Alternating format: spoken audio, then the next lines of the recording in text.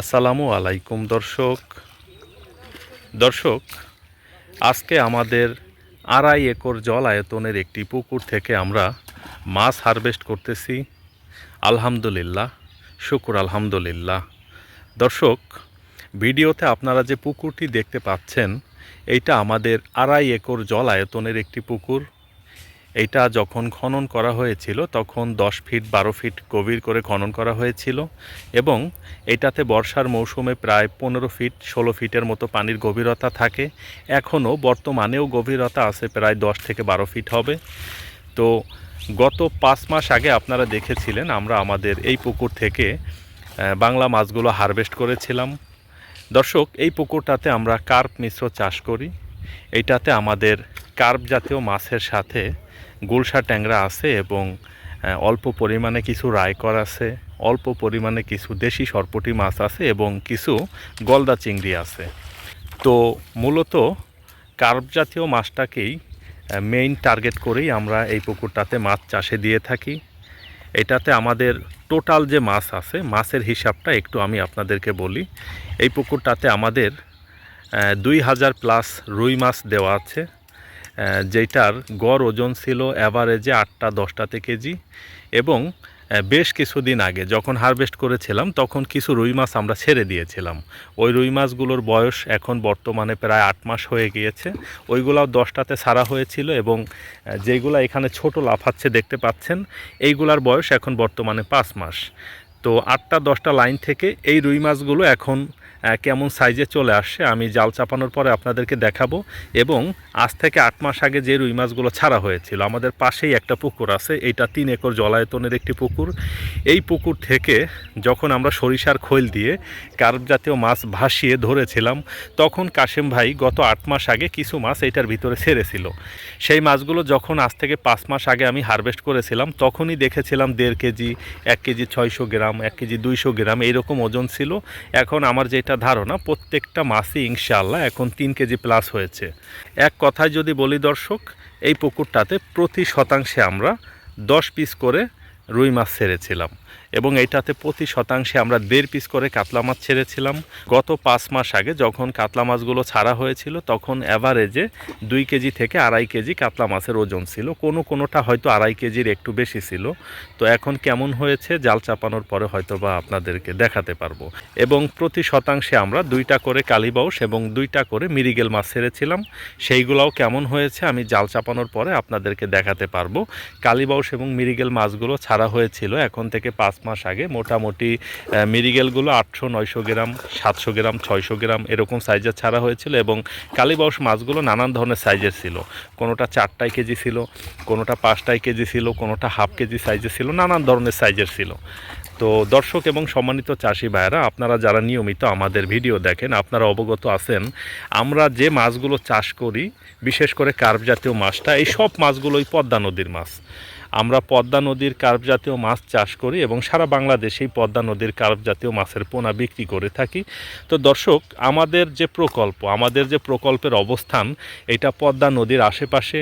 এই জন্য আমাদের কখনো হ্যাচারির মাছটা দিয়ে চাষ করতে হয় না। আমরা খুব সহজেই পদ্মা নদী থেকে রেণু সংগ্রহ করতে পারি এবং পদ্মা নদীর কার্প জাতীয় মাছটাই আমরা চাষ করতে পারি আলহামদুলিল্লাহ। তো দর্শক, এখন আমরা পুকুরের সব মাছ ধরে নিব। পুকুরের সব মাছ আমরা ধরে নিয়ে তারপরে আবার নতুন করে এই পুকুরটাতে মাছ মজুত করব।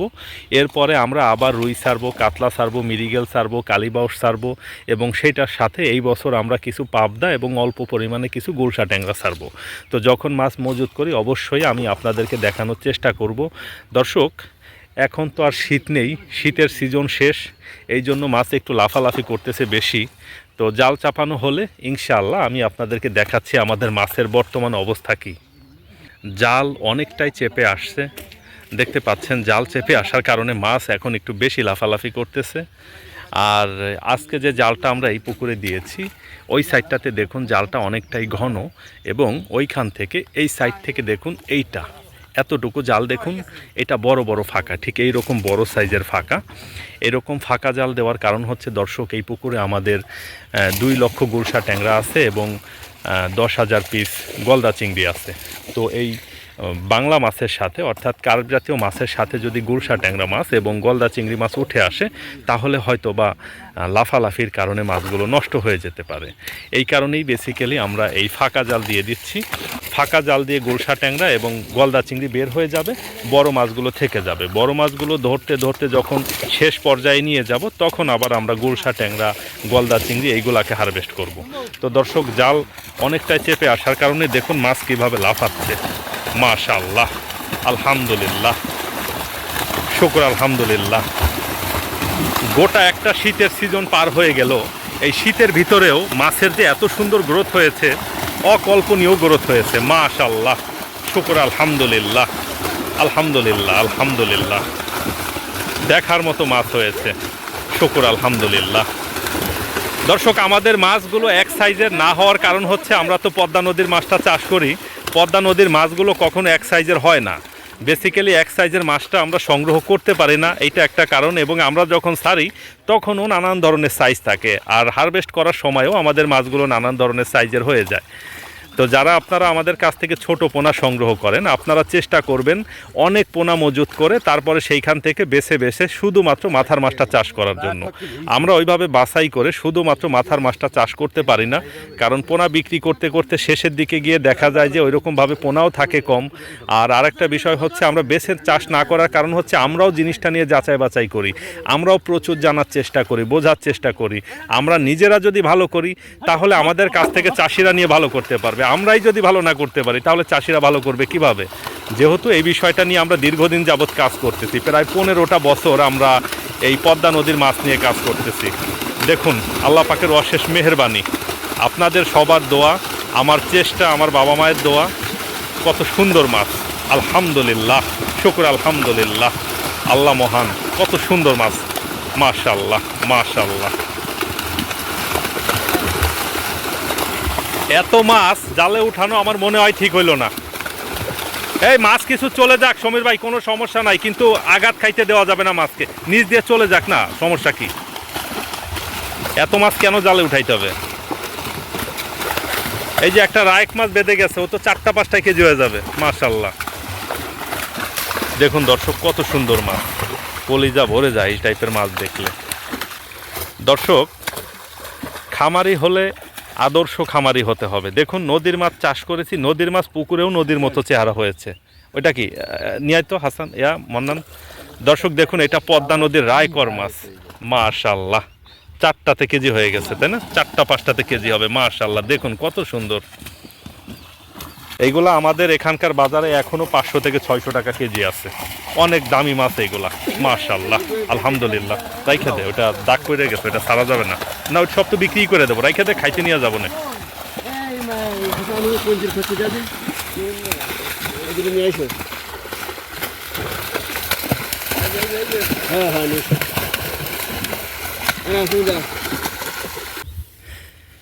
আচ্ছা, ওই যে ওই পাশ থেকে চালাই করে আনো, গুলশা মাছগুলো ফাঁকা জাল দিয়ে বের হয়ে যাক, না তো দাগ পড়ে যাবে গায়ে। দর্শক, শীতের আগে যখন আমরা মাছ হারভেস্ট করি তখন আমরা কি করি? আমরা তখন রাতের বেলাতে মাছ ধরি এবং রাতের বেলাতে বিক্রি করে দেই। এখন তো মাত্র শীত শেষ হলো, এখন অতটাও গরম না। এই সময় মাছগুলো দিনে ধরে যদি হাপা করে রাখা হয় খুব একটা সমস্যা হয় না। তবে আমি দিনের বেলাতে ধরতাম না, বিশ্বাস করবেন কি না, শুধুমাত্র ভিডিওতে আপনাদেরকে দেখাবো বলে আমি আজকে দিনের বেলাতে জাল দিয়েছি। না হলে আমি কখনোই দিনে জাল দিতাম না, আমি জাল দিতাম রাতের বেলাতে। আগামী কাল থেকে আবার যখন মাছ ধরবো রাতের বেলাতে জাল দিব। আজকে শুধু দিয়েছি আপনাদেরকে দেখানোর জন্য, কারণ রাতের বেলাতে জাল দিলে যখন এরকম লাফালাফি করবে আপনারা বুঝতে পারবেন না।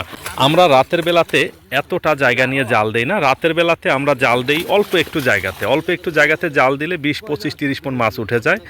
আর দিনের বেলাতে দর্শক অনেক জায়গা নিয়ে জাল দিয়েছি। আজকে পুকুরের প্রায় 70% বা 60% জায়গাতে জাল দিয়েছি, শুধুমাত্র ভিডিওতে আপনাদেরকে দেখাবো, এইটাই ছিল কারণ।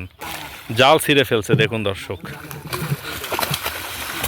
গত হারভেস্টের সময় আমরা যে রুই মাছগুলো ছেড়ে দিয়েছিলাম 1 কেজি, 1.5 কেজি, 1 কেজি 800 গ্রাম, 1 কেজি 500 গ্রাম, সেই রুই মাছগুলো এখন 3 কেজি প্লাস হয়ে গিয়েছে এবং সেইগুলাতে দেখুন জাল ছিঁড়ে ফেলেছে।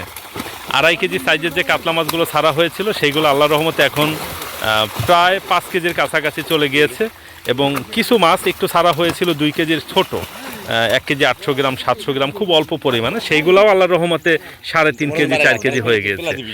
দর্শক দেখুন, এই যে দীর্ঘ একটা সময় শীত গেল, তারপরেও কত সুন্দর মাছ হয়েছে আলহামদুলিল্লাহ। আমি নিজে নামবো, নিজে নেমে আপনাদেরকে দেখাবো ইনশাআল্লাহ।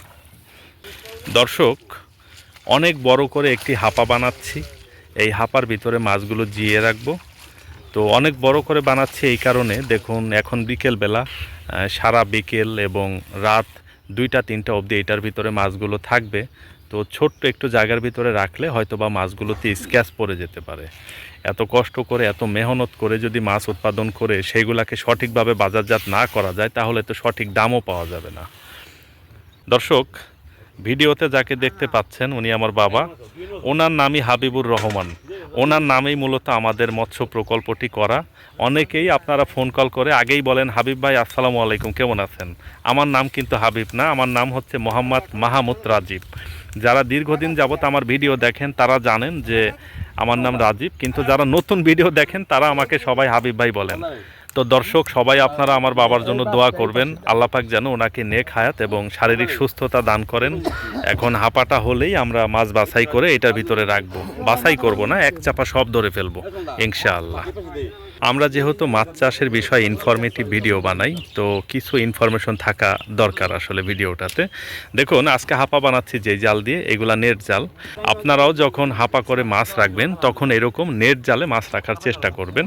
এইটার কারণ হচ্ছে দর্শক, ফাঁকা জাল যেগুলা, এরকম ফাঁকা জালে রাখলে মাছের পরপাকনা ভেঙে যাবে এবং মাছের গায়ে কিন্তু স্ক্র্যাচ পড়ে যাবে, লাল লাল ছোপ ছোপ দাগ হয়ে যাবে।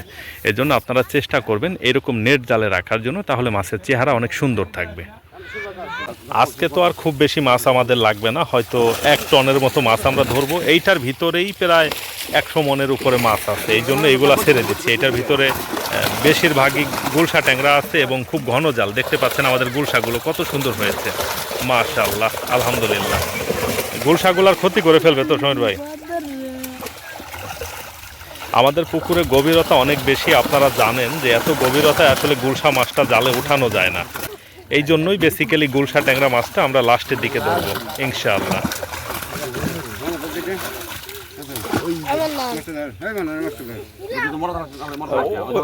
দর্শক দেখুন, আমাদের গুলশা ট্যাংরাগুলো কত সুন্দর হয়েছে মাশাআল্লাহ। এখন দর্থ একটু হাসান, দেখুন এভারেজে এখন আল্লাহর রহমতে 50টা 40টা 45টাতে কেজি হবে, তাই না কাসেম ভাই? আলহামদুলিল্লাহ। দর্শক, এত কষ্ট করে এত শখ করে মাছ চাষ করেছি, নিজের চাষকৃত মাছ নিজে ধরে যদি না দেখি তাহলে ভিতর থেকে ভালো লাগবে না। এই জন্য নিজেই নেমে যাচ্ছি, নিজে মাছ ধরবো, ধরে ধরে আপনাদেরকে দেখাবো ইনশাআল্লাহ।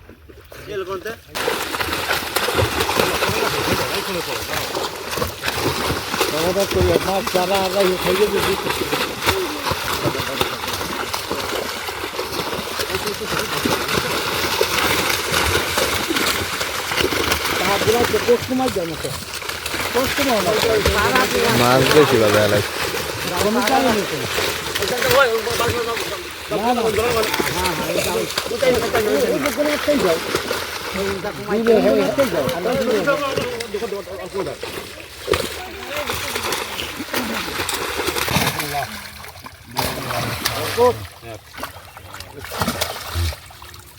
দর্শক, গত 5 মাস আগে আমরা যে কাতলা মাছগুলো ছেড়েছিলাম, 2.5 কেজি 2 কেজি এরকম সাইজের, দেখুন আল্লাহ পাকের অশেষ মেহেরবানি, প্রায় 5 কেজি ওজন হয়ে গিয়েছে মাশাআল্লাহ আলহামদুলিল্লাহ।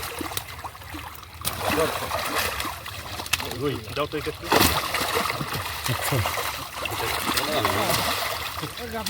জালটা সেটিং হলো না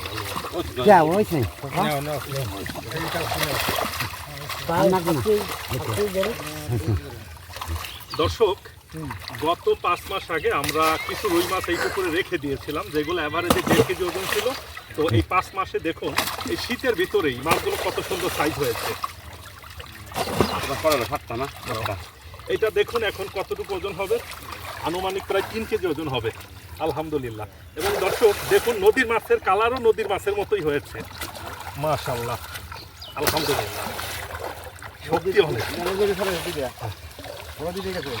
দেখুন দর্শক, এটা আমাদের পদ্মা নদীর রুই মাছ, কত সুন্দর মাশাআল্লাহ। এগুলা পর পাটনা এটার গেট আপ, এটা দেখতেই অন্যরকম। যে কোনো হ্যাচারি মাছের সাথে আমাদের এই মাছ কখনোই মিলবে না। রাখো, দুই তিনটা। বড় তারা একটু সুন্দর। এই সোনালি জোড়াটা দেখো।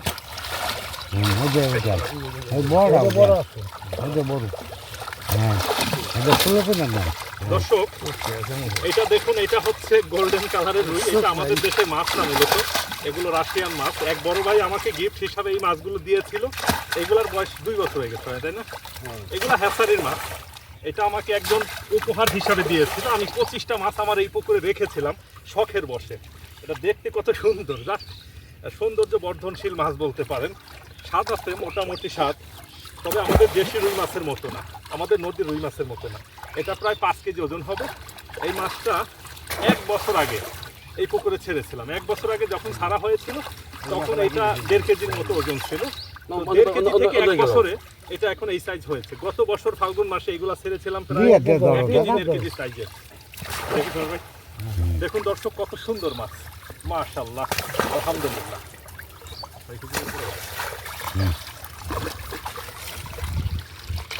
জালটা এটা কোথায় না? আচ্ছা, বিরাট কত বড়।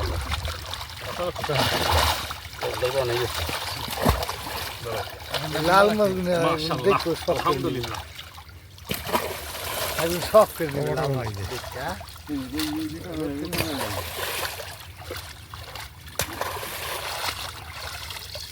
দেখুন দর্শক, কত সুন্দর, প্রায় 5 কেজি ওজন হবে।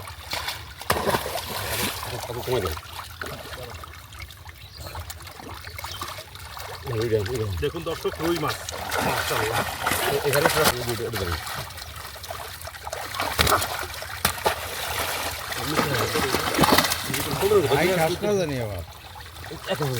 দর্শক, গত 4 মাস আগে আমরা এভারেজে 8টা-10টা লাইনের যে রুই মাছগুলো মজুত করেছিলাম, হ্যাঁ, সেই রুই মাছগুলো দেখুন, এইটাও প্রায় কেজির উপর ওজন হয়ে গেছে। এটা প্রায় 1 কেজি 200-300 গ্রাম এরকম ওজন হবে, আলহামদুলিল্লাহ। তবে ধরে ফেলবো। দর্শক দেখুন, এইটা রুই মাছ। এই মাছগুলো মাত্র 4 মাস আগে মজুত করা হয়েছিল, 1/2 কেজি সাইজের। এই 4 মাসে এটা প্রায় 2 কেজির কাছাকাছি চলে গিয়েছে, আলহামদুলিল্লাহ।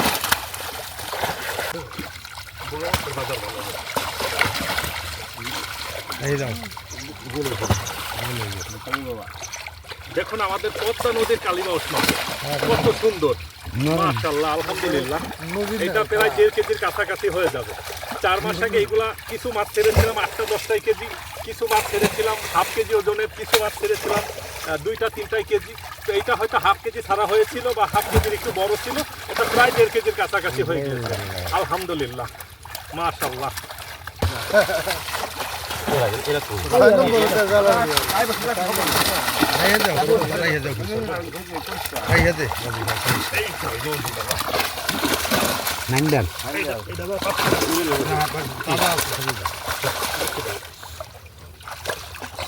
দর্শক, এইটা দেখুন, পদ্মা নদীর বড় সাইজের কালিবাউস, নাইনদল হয়ে গেছে। এটা এখন 9 দল হয়ে গিয়েছে। এটা গতবার যখন আমরা মাছ ধরেছিলাম 2-4টা মাছ হয়তো থেকে গিয়েছিল। 2 কেজি 2.5 কেজি মানে প্রায়। দেখুন মাশাআল্লাহ, দেখার মতো, অ্যাকোয়ারিয়ামের মাছের মতো লাগে দেখতে। দর্শক, এখানে জালের ভিতরে যে মাছগুলো আপনারা দেখতে পাচ্ছেন, এইখানে শুধুমাত্র সোনালী কালারের রুই মাছগুলো ছাড়া সব মাছের পদ্মা নদীর, আলহামদুলিল্লাহ, সব পদ্মা নদীর মাছ আমরা চাষ করি, মাশাআল্লাহ। আর টিভি চ্যানেলে তোর ছবি দেখে আজ সেই রকম আরটিভি ভিডিওতে কালিবাউস মাছগুলো কিন্তু শীতেও ভালো বড় হয়েছে, তাই না?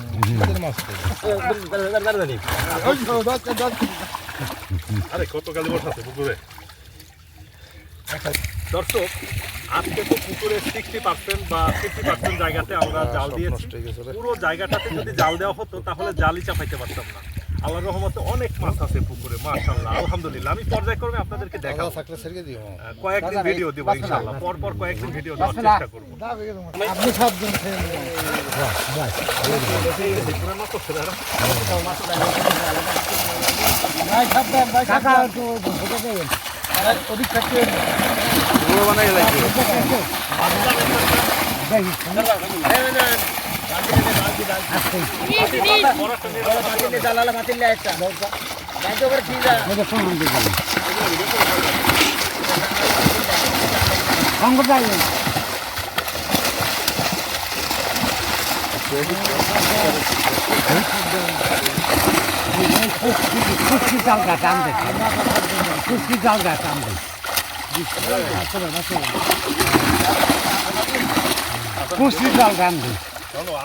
ভিডিও চালু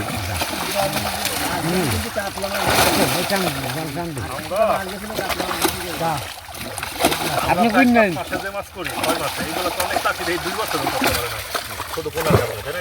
জানছি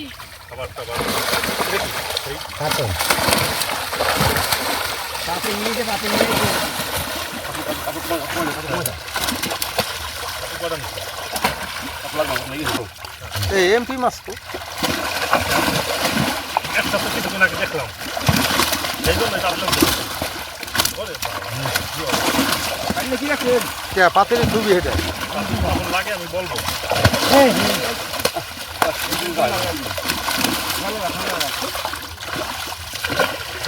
দেখলো তো সুস্থ কেমনি ভয় লাগে দুটো তো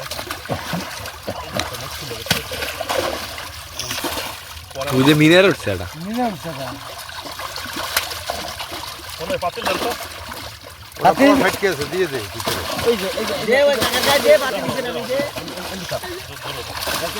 পাতিল আনতে সময় পাতিলটা আমার তো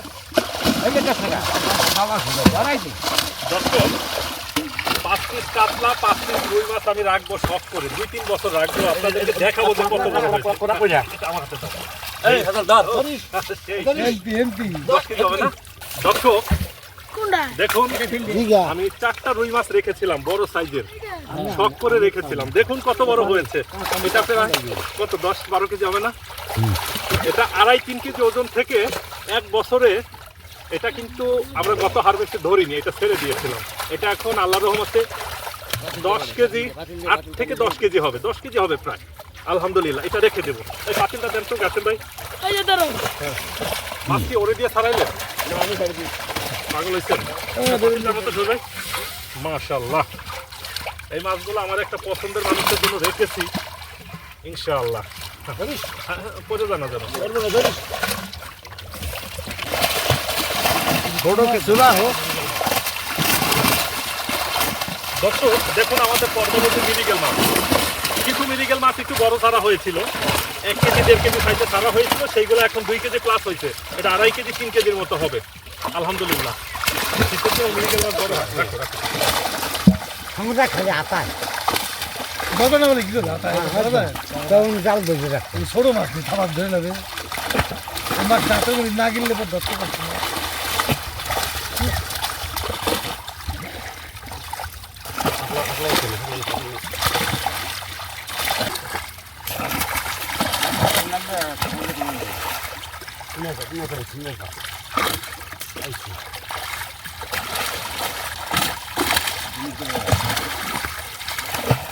না জান গ্লাস থেকে জ্বালাই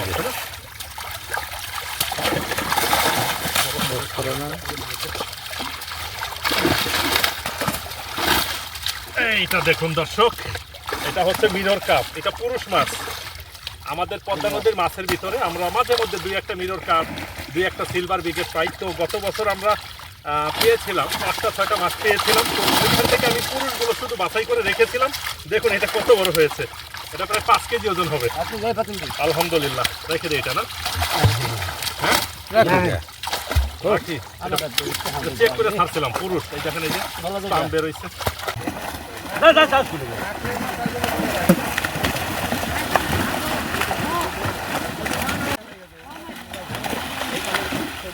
কালীবার সামনে নাও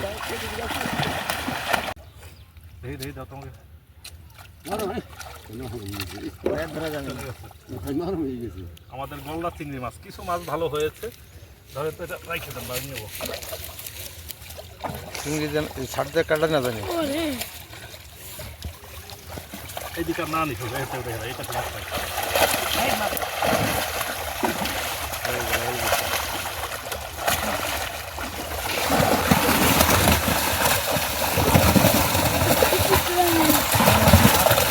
পানি দিলে কি আর এ ফেলে এর টাইম না চাপাইয়া লাইলে ফেলে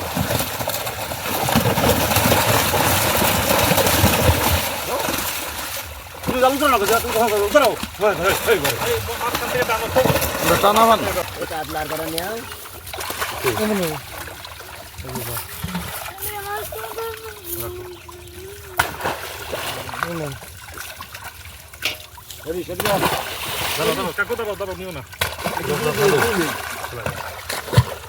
সাত হয় এই ছাড়ি দেই বারে এবারে হরেশ বসে না ঠিক বাসটা গেল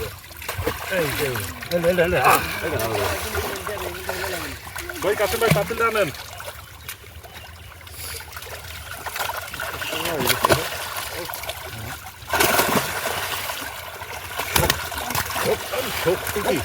সত্যি না মাছে পানিতে সত্যি না এই যে একা ওইটার ওই দুটা কাটটা গেল তাই না এই ওই ছাড়া আর অন্য কাজ কিন্তু আবার যে কালে ওটা এমনি হালাই দিস কালীগঞ্জগুলো সেই দরকার লাগে